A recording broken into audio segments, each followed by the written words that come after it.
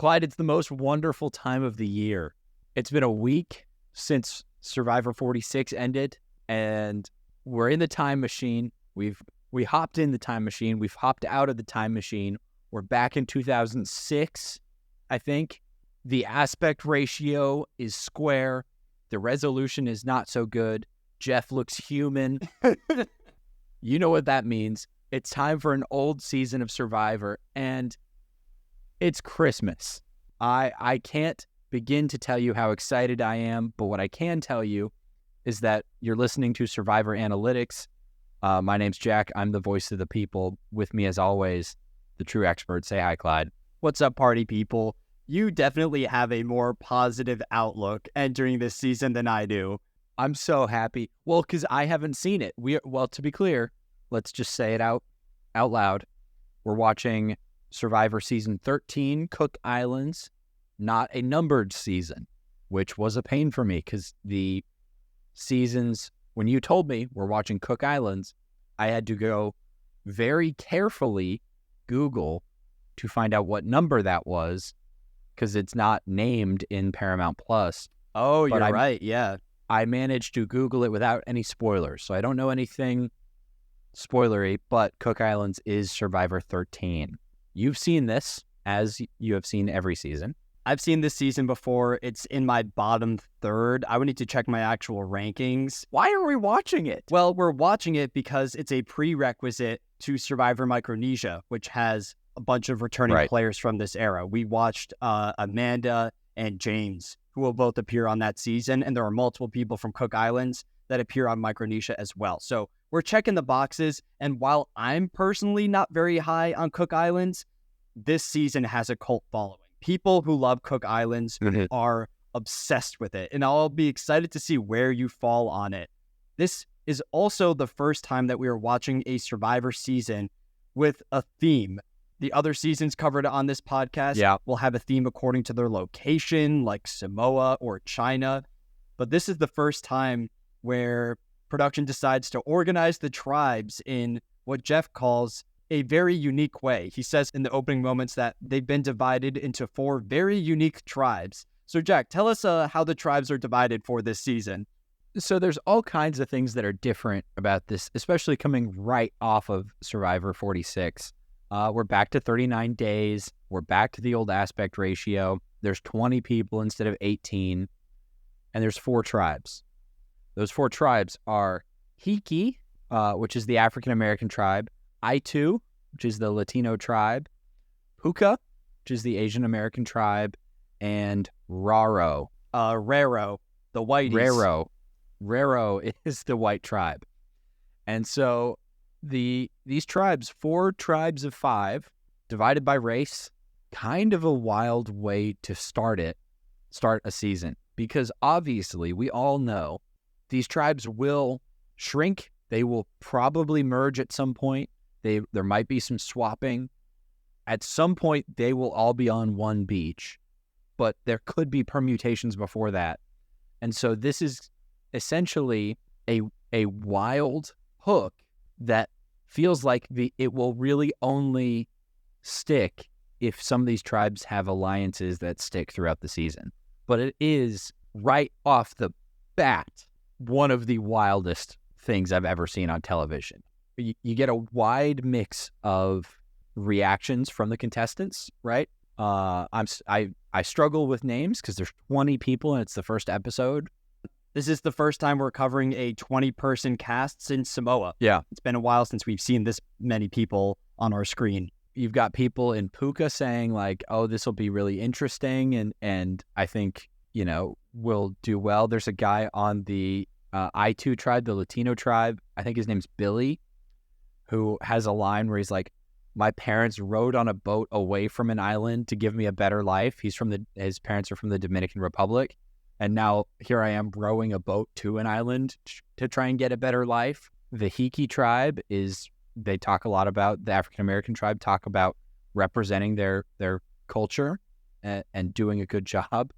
And there's a lot of talk from a few of these tribes about proving stereotypes wrong in a way that they kind of engage in the stereotype a little bit more. So there's a little bit of that, but what I love is the absolute linguistic contortionism that the white tribe does every time it comes up. Every time one of them is doing a confessional and is asked about it, like the media training they must have gone through to be like, don't say anything bad.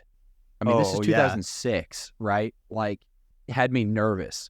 All of that to say, here's what's really refreshing about this season, because obviously this is a pretty fraught gimmick, right? And it could, we're one episode in, it could backfire, right? It could go wrong.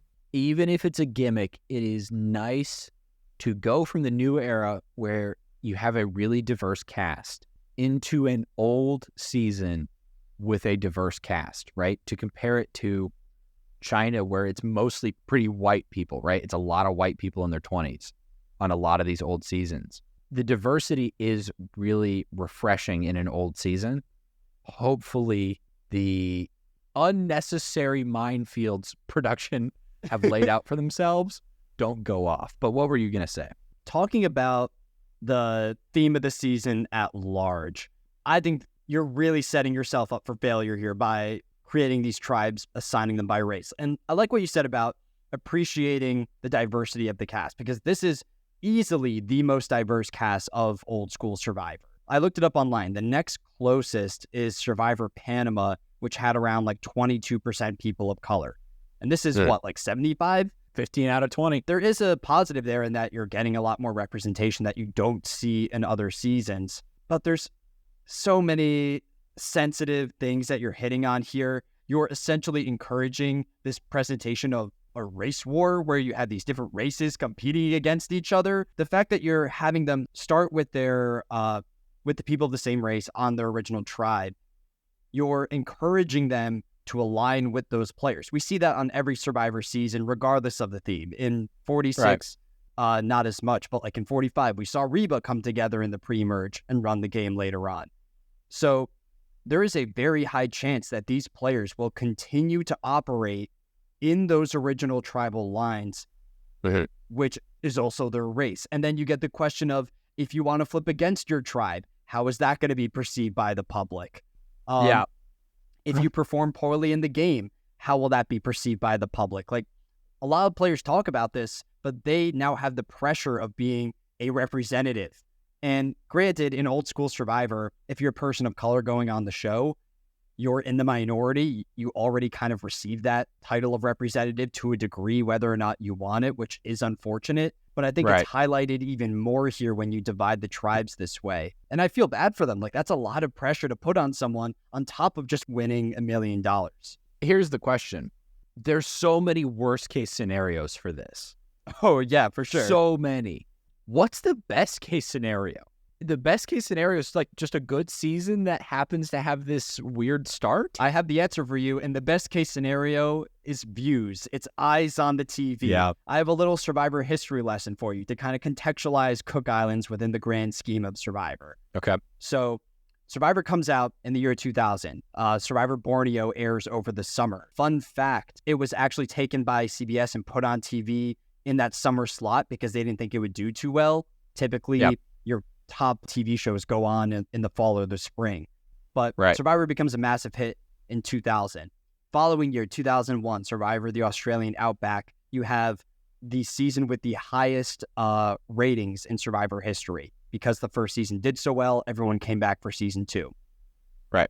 You then get to 2004, Survivor All-Stars. It's the first returning player season. And it puts a nice bow on the ancient old era of Survivor. Now we're in 2006. We are 2 years removed from that peak era of Survivor and around 5 years removed from the season with the highest ratings. And producer Mark Burnett pushes for this theme, and Jeff Probst agrees to it because at this point in Survivor history, he was questioning his commitment to the show. He was wondering, I don't know if this thing is going to go on for much longer. I'm down to run a crazy season. If we get canceled because of it, so be it. I can go do talk shows and I'll have a career afterwards. Right. So just the idea of this season was meant to pull people back into Survivor, and they understood the risk associated with it. So that kind of puts it in the perspective of Survivor history, that there's kind of a lot riding on this season. Not to say Survivor was like struggling by any means, but it wasn't doing as well, and they knew that this was a big swing. I mean, I think that's a really interesting piece of context, right? Like this, they were taking a big swing to put it back into cultural consciousness. I just saw after 46 finished, 46 did the best Survivor has done since season 2. No way, really? Like it had the best percentage of the time slot, or however it's measured, right? CBS like put out a press release saying, hey, like it's 44 seasons in between, 46 did the best. As we progress into Cook Islands, right? In the first, and we should probably start talking about the episode here in a minute, but in the first third of the episode, the amount of conversation about racial background in some of these camps is massive, right? And it's really playing up. Oh, look, there's one culture in this camp. Oh, look, there's one culture in this camp. It really only works for the African-American tribe because every other group is either white, so not much going on there, or the Asian-American and Latino tribes are from all over, like, those are massive regions. Yeah, I feel like you hit on this, but a lot of this episode is focused on justifying the theme in a way. Yeah. And getting the players' reactions to the theme. Yeah. It doesn't feel like until the 50% mark where we actually jump into the game of Survivor. But let's do that. Yeah. To start with the whole opening sequence, we get a monologue from Jeff that was actually pulled from the first ever season of Survivor. That voiceover is used in season 1 Survivor Borneo as the players are on a boat. And when this all started, I wrote down, hell yeah, we're starting on a sail ship. There's like this sense of adventure that comes with it. Later on during the opening sequence, instead of just showing the players, they present photographs of the contestants, which gives off this vibe that they were like lost at sea. And then you look at the boat, and that's where Jeff explains the theme, and the tone entirely shifts, right? And there's a couple of twists here right at the beginning, because Jeff goes, hey, guess what? We've split them up by race. And also, guess what? They have 30 seconds to grab everything they want off the boat, throw it in the water, and then they have to sail to their islands. Kind of a twist, but it's also like, okay, obviously some of these things are not grab what you can because they all get the boats. But some of them are because the white people steal a chicken. Jonathan steals a chicken. And so the white tribe ends up with Rero. Yeah, Rero. Rero ends up with 2 chickens, having stolen the chicken from Puka. And I wrote down, I wonder what happens if you don't get off the boat in time. Does Jeff physically push you in that situation? He starts yelling at people. But what's the penalty? I want to know what happens if Jeff says, jump off the boat right now, and someone goes, no. Like, I'm going to grab like 3 other bananas before hopping off. But like you mentioned, once the players are in the water, we get a bunch of confessionals of the contestants acknowledging the theme. But Yul goes in confessional and says that, kind of like how we mentioned, that he agrees with the improvements in diversity, but he's concerned with the promotion of caricatures and stereotypes. So I feel like Yul has a very level-headed outlook on this theme. And I'm also not sure if the contestants knew the theme when they traveled to the Cook Islands, or if they just found out a week or so before starting. I would hope they were warned, because I could absolutely understand somebody being uncomfortable doing this. Yeah, I hope they were too. I would not be surprised if they were not told beforehand, though. Like, it was 2006. Yeah, that's true. Do you want to go to each of the camps before immunity? Which camp do you want to start with? Pick your favorite. Well, so don't say pick your favorite. Oh, man. This is all random. It's a random selection based on the order. Well, because I'm already looking at my notes about Flicka, I just want to stick with her for a second, because the Rero tribe puts their hands in and they go, go Rero. And she goes, go Whiteys. And then she goes and accidentally releases the chickens. Both their earned chicken and their unearned chicken are released and flee into the woods. And I wrote down visions of Shambo. I wrote that down too. There's some Shambo vibes with the Lost Chickens. You mentioned this earlier, but the Rero tribe, like, they don't really acknowledge the theme all that much. If you were to cut this episode and edit it so that way you only saw the Rero tribe, you wouldn't know that this theme was even present on Survivor. Well, we can also acknowledge the romance at the Rero tribe. Yes. We have Candace and Adam snuggling up all close at night. Are we officially adding Candace and Adam to the Survivor Analytics showmans list alongside Matt and Franny, Jamie and Eric, and Austin and Dee? It's a little early for that. Okay, what do they need to do to earn a spot on the list? I mean, they're all cuddled up, but everybody is cuddled up. I mean, they call it a cuddle puddle, right? I think we'll have to see what happens, right? Because 20 people, not everybody even spoke in this episode, right? Is it Parvati? Is that how you say her name? Yeah, Parvati. Is this the famous Parvati? You'll need to wait and see, Jack. Or are there multiple Parvatis There in could Survivor? be multiple Parvatis. There's multiple Jesses. There could be multiple Flickas. Is Flicka a known entity as well? I can't tell you. That's the whole reason why we watch this. If I spoil everything at the beginning, what's the purpose, right? So I think we'll have to keep an eye on Adam and Candace. They're contenders for a showmance, but you're not sold yet. I'm not sold yet. Yeah. All I've done is cuddle, and everybody was cuddling. Is it Hickey or Hiki? I already said this and I already forgot. Hiki. I guess Hickey is probably a little bit of a bad name. Yeah, we'll get to Hickeys when we go to the Puka tribe. The cuddle puddle, yeah. Oh, I was saying Puka tribe and Cowboys' technique for removing the headaches. But what do you want to talk about at Hiki? At Hiki, we see our first real insight into the game, I would say, because we don't really see any relationships at any other tribe start to develop. At Hiki, we see the guys starting to get close.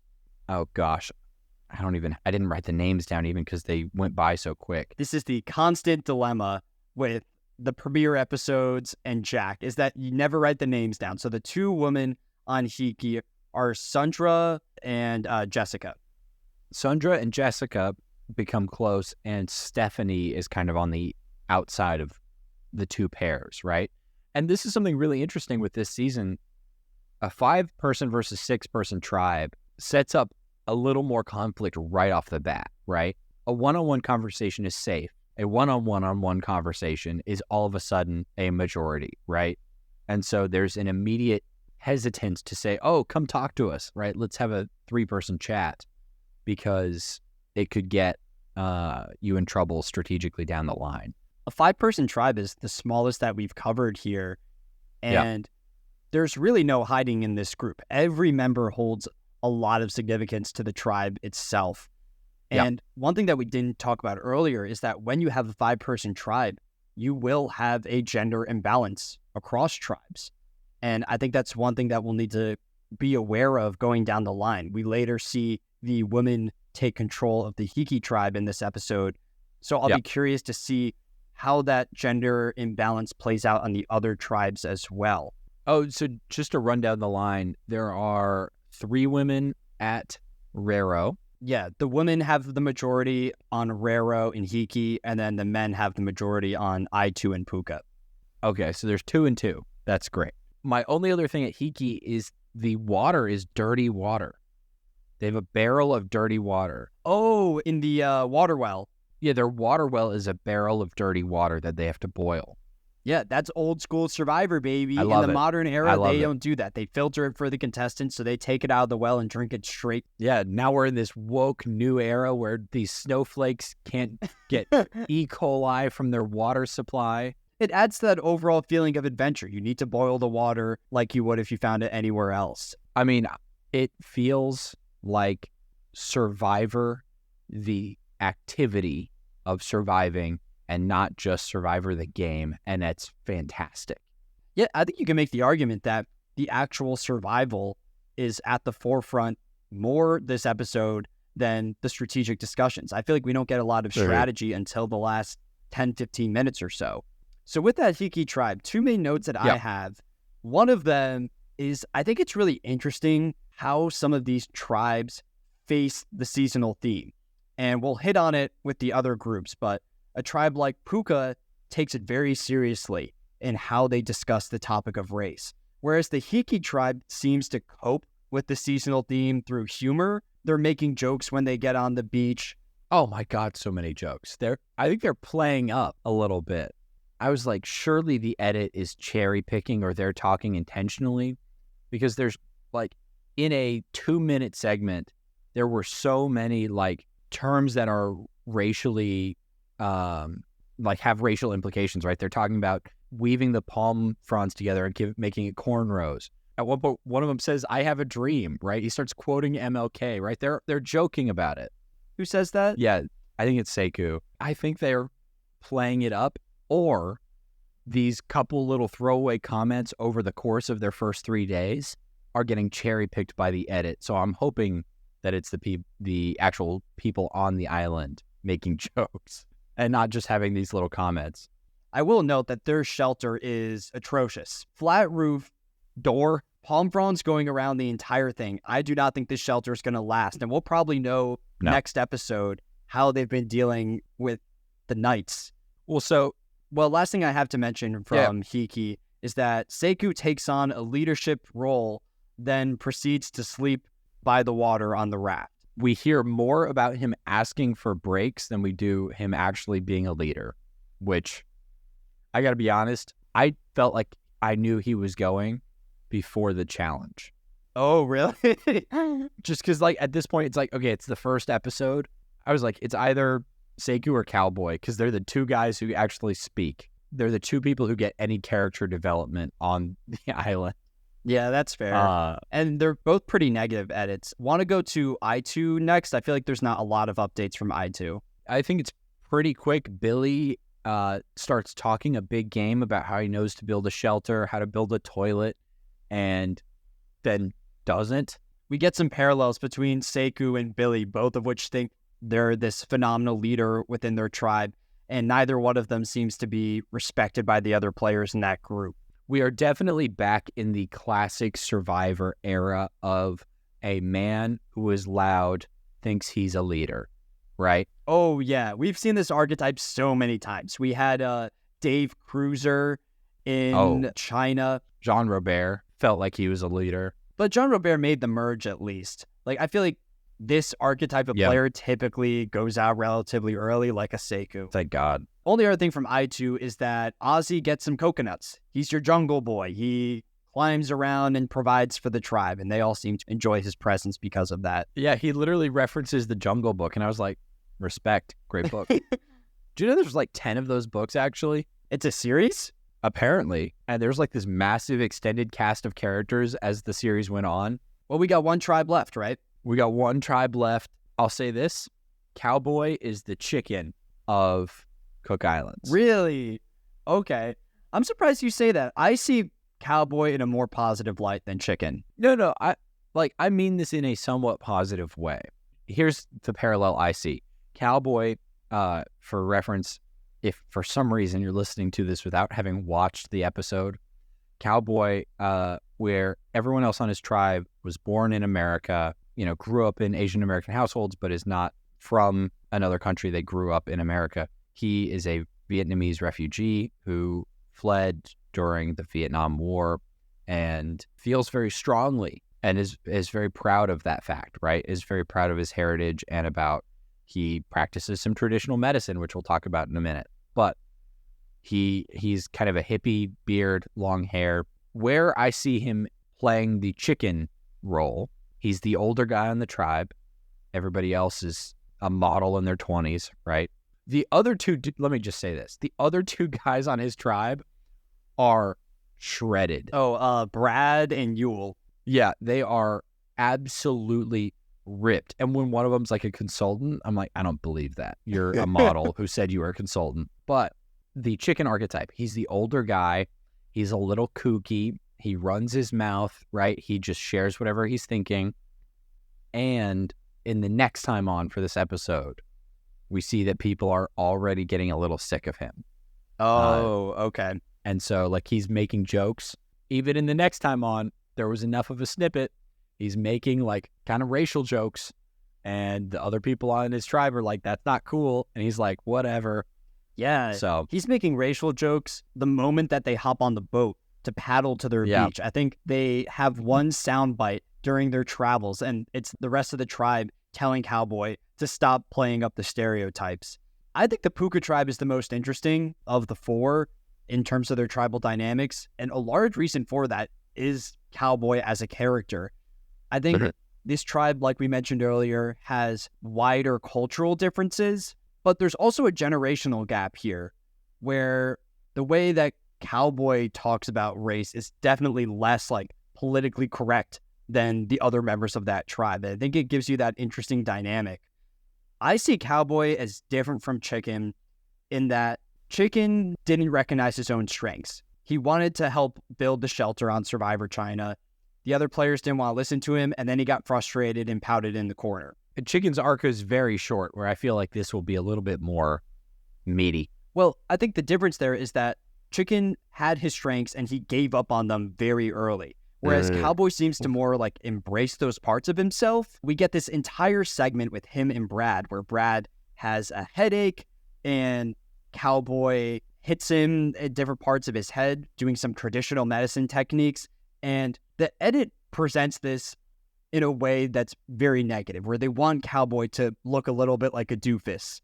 And we get scenes of the other members of the tribe making fun of Cowboy because he leaves a hickey on the middle of Brad's face. Brad's like, I have a headache. And Cowboy's natural response is, let me squeeze your head so hard that I leave a hickey. That's kind of endearing, though, right? That he really wants to help.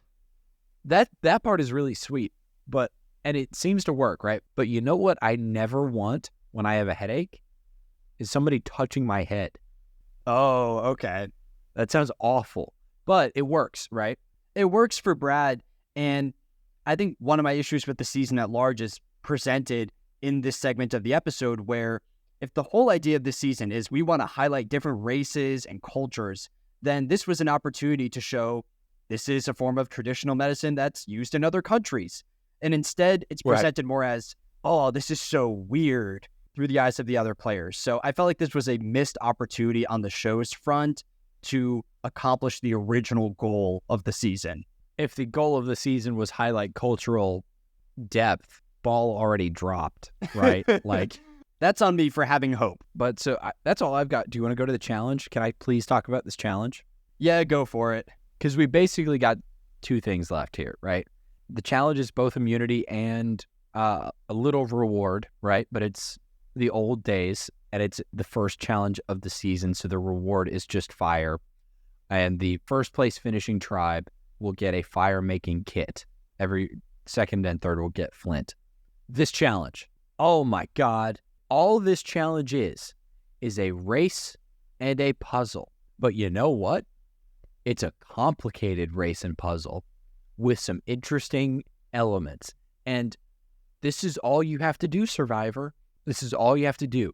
Let me break this down. The teams have to build a boat out of puzzle pieces, row that boat to get fire from an offshore buoy, row back, disassemble that puzzle, do another puzzle. Once that puzzle is solved, use pieces from the boat to build a ladder, put your puzzle pieces into the wall as you climb the ladder, and light a beacon with your torch. You take out the adjectives, you take out some of the nouns. It's the exact same thing as every challenge in the new era. But it is so much more watchable because there's enough twists and turns and uniqueness to it. It's spectacular. 10 out of 10, great start to the season. I really appreciated that the same puzzle pieces came into play at multiple points of the challenge. I think that's something that's really unique about this that we don't see in the new era, where each segment of the challenge feels like a level in a video game where you complete it and then it's left behind and you never go back to it. I feel like the new era is rubbing off on me too much, because when Jeff said that only one tribe was going to tribal council, I wrote down, we need to have at least 2 tribes go. We got to start knocking out members of this 20-person cast. Here. Well, that's what they do in the new era. They're on a budget. They're on a tight timeline. They're always trying to vote people out. And it feels like Cook Islands is taking its time more. With that said, I expect more than one player to get voted out next week. I'd be shocked if they say only one group goes to tribal. Yeah, because there are not a ton of episodes, right? It's not a longer season than normal. Or than the New Era. I think it's one episode longer. Oh, and then Jeff says, by the way, there's also a twist, and I'll tell you what the twist is at the end. Couple tribes that really stand out. Puka and Aitu kill it. Puka wins outright. Aitu comes in a pretty close second, and then it's really a race for third, but Raro beats Hiki in the end. Aitu is back with their fire, back on shore with their lit torch before Hiki has finished building their boat. So immediate discord at Hiki. Puka wins the fire-making kit. Hiki will go to tribal council. The twist, and this was very exciting for Jack. I've never seen a twist like this on Survivor. Exile Island. So the losing tribe gets to send one person from one of the other tribes for a 2-night stay on Exile Island. Whoever goes to Exile Island will get a hint as to the location of an immunity idol on that island. Very interesting twist here that the losers have this say right before they go to the vote. And what we see is the men of Hiki immediately step away from the women, have a private conversation, and single-handedly decide. And as soon as that happened, I knew I was right, and I knew one of the men was going, and I was sure that it was Sekou. Because, I gotta be honest, I don't know the other guy's name. Nate. Never heard that. You know what?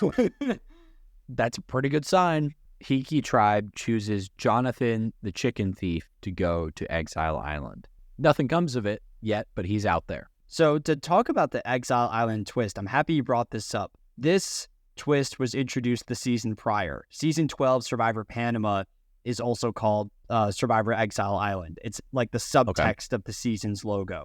Yeah. So this is the second time that they're running this. And you have an interesting dynamic here where on one hand, you have an opportunity to get an idol there.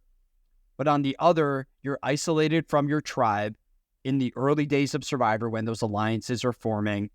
And your threat level goes up because the other players know about your potential possession of an idol. So how do you feel about this twist at large? Is this good for the game? Is it too gimmicky? Do you miss having Party Rock Island? I think it's interesting. I think the shift in my mind from a 3-tribe, 6-person tribe system of the New Era to a 4-tribe plus Exile Island off the bat, it's a lot of a shift. And so I think I'm still processing. I only watched the episode today.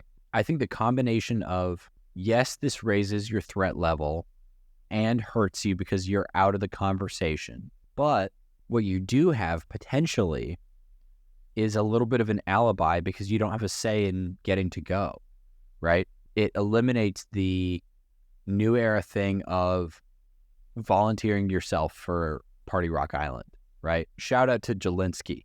That doesn't completely cancel it out, right? But it is a mitigating factor, right? I didn't choose to go to the island and I couldn't find anything, right? Because I was just trying to survive. It's miserable.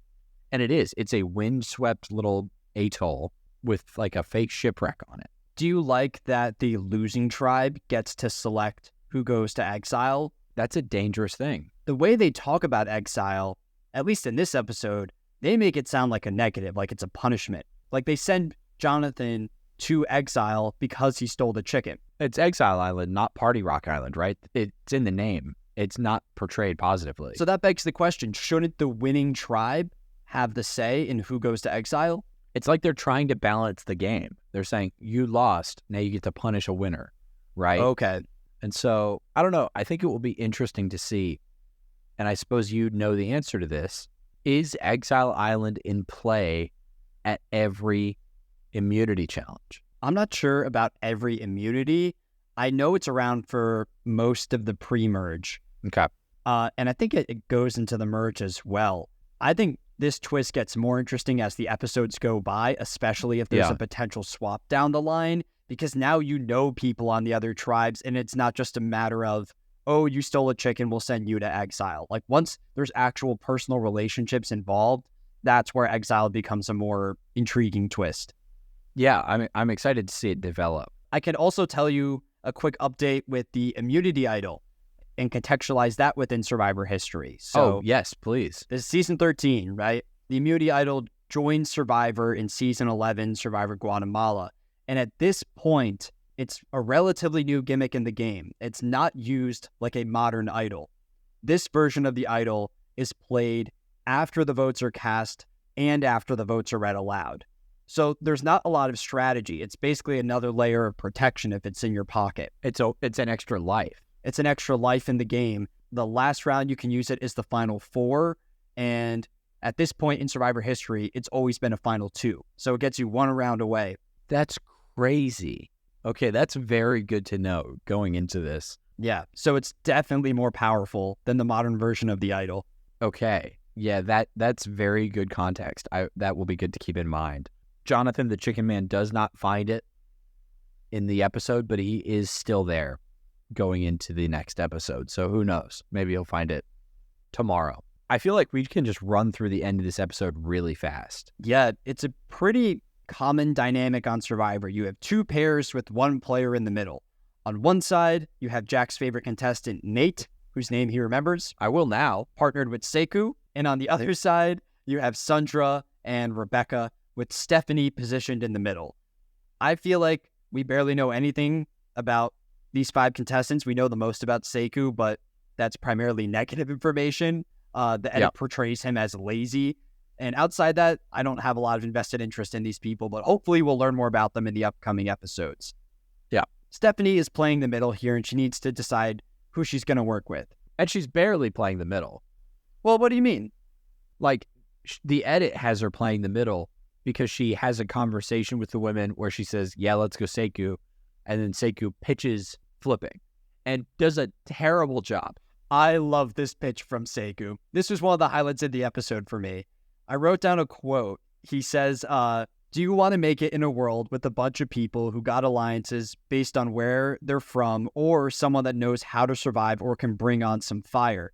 And Stephanie responds with, we don't have a fire, though. Yeah. Sekou's entire pitch there is that you should work with me because I provide for the camp, and the camp is not doing too well right now. Yeah, she literally asks for any evidence of his success, and he can't give it, obviously.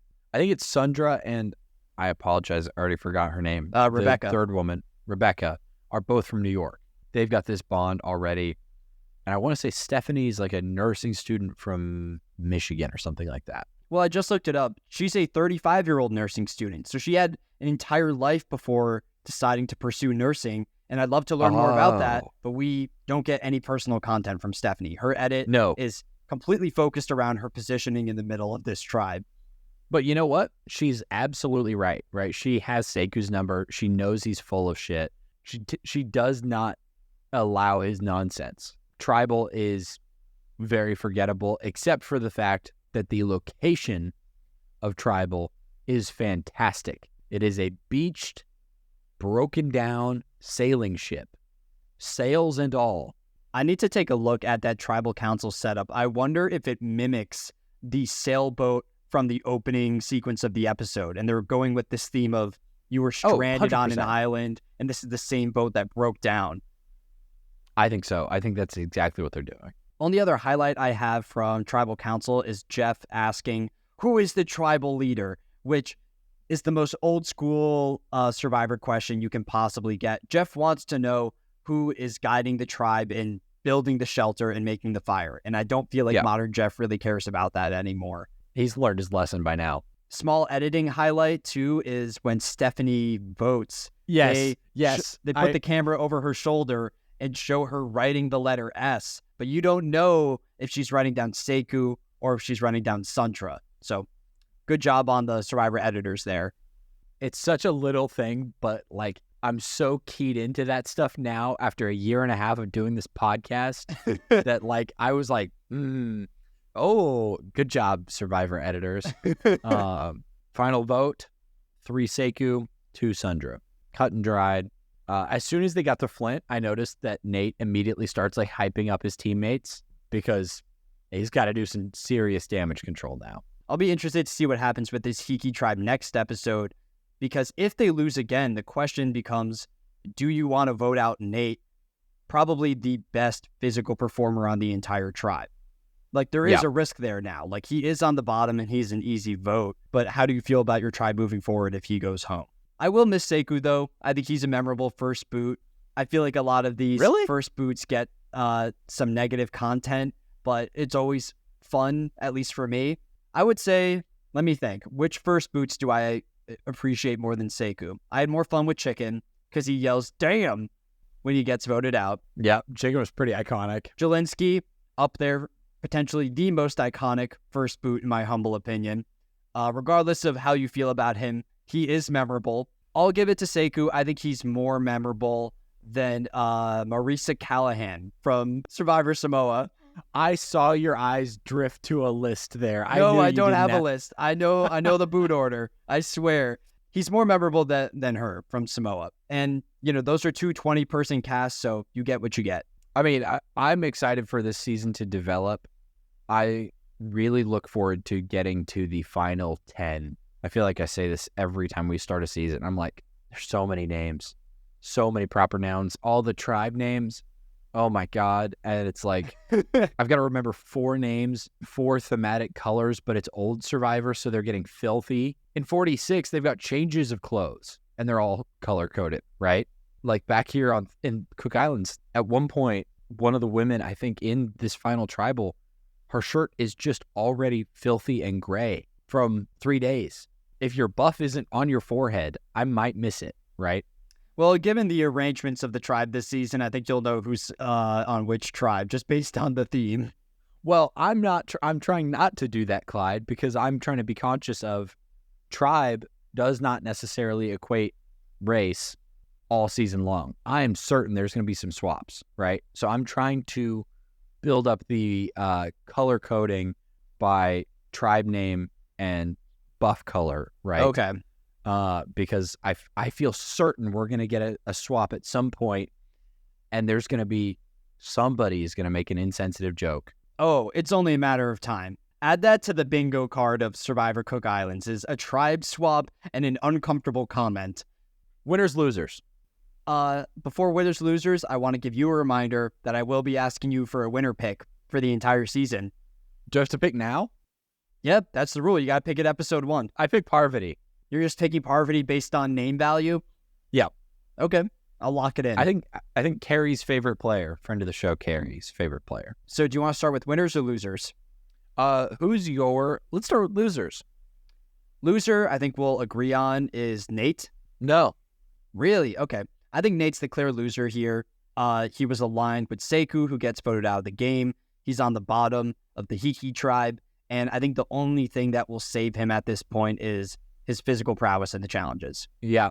I mean, I think there's always a path for somebody in his shoes. Being the one guy on the tribe, he can basically be the, physical force, labor force for the tribe. The women are in a position of power to say, look, you got to earn your keep here. So I could see him recovering from this, although obviously it will be tricky. My loser is Chicken Girl, whose name is Flicka, because she released the chickens, and the guy who's on Exile Island was already upset about that because Jonathan is already upset. He talks about how the chickens are squawking from the trees and taunting him. Who's your winner? Winner was difficult. I actually don't have a winner written down, so I'll need to come up with one on the spot. Here, and you think, and I'll say who mine is. Okay. My winner is Jonathan, actually, because vibes are good in the white people tribe. They're in a cuddle pile, right? Everybody else is it really feels like the other 3 tribes are all trying to survive, to build shelters. And over here on the tribe whose name is Raro, they don't seem to have built a shelter. They're just cuddled. It looks like they're just sleeping on a bamboo pad with no roof because there's a lot of camera angles from the ceiling of them all cuddled up, right? So I don't feel like he is going to be suffering because he's gone at Exile Island, but he might find an idol and come back to a good vibe tribe. And at this point, he might come back to a showman's, right? Yeah. So I just felt like that was a win. I think the one important note with that Raro tribe is that there's a substantial age gap. I feel like most of the people on that tribe are in their early 20s, and Jonathan is significantly older than the rest of them. I think there might be a decade difference between them. So yeah, we saw that generational difference on the Puka tribe, and I'll be interested to see if the same thing plays out on the Rero one. So for my winner, this was a difficult decision. On the Hiki tribe, I debated between Sandra and Jessica as they pulled Stephanie to work with them. But it's like, we don't get a lot of content on that decision. I don't know if I should credit Sandra more or Jessica more for that move. No. So because of that, I'll knock them both out of contention for the winner of the episode. And I'll instead give it to Candace, as she has lured Adam into her grips. And I think they're on route to being a killer showmance that will have all of the 2016s going crazy.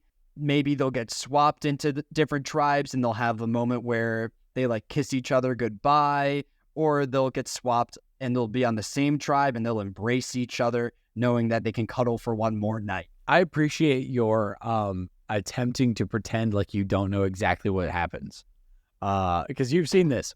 I can tell you where people place in the post-merge, but a lot of these details in the pre-merge in terms of like who is the second boot of the season or who goes home first. I didn't know Sekou was the first boot until we got a little bit into the episode. Do you have a dishonorable mention?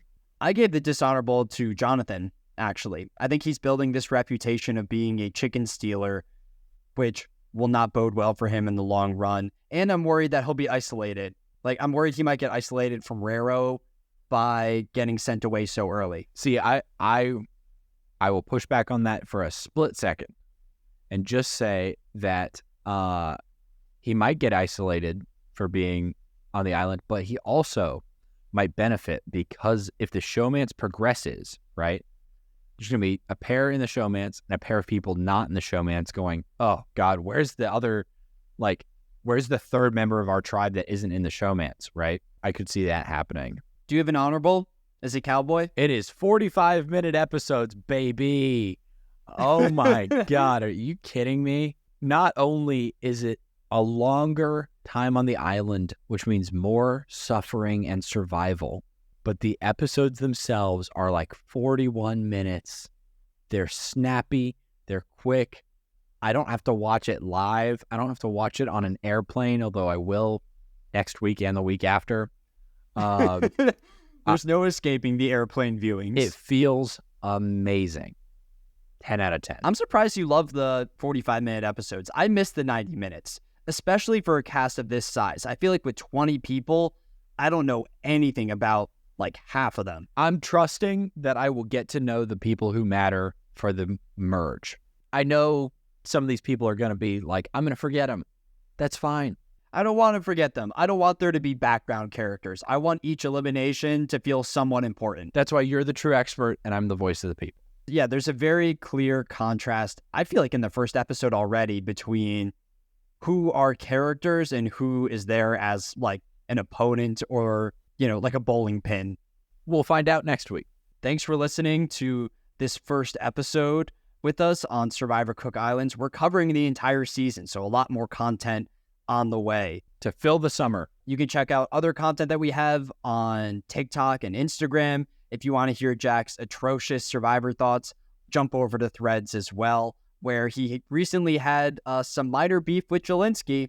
Let the record show that was 2 weeks ago, and Jelinski didn't open Threads for 2 weeks, which does say something about Threads engagement. But, I mean, it's, tune into Threads. Okay, we'll catch you next week.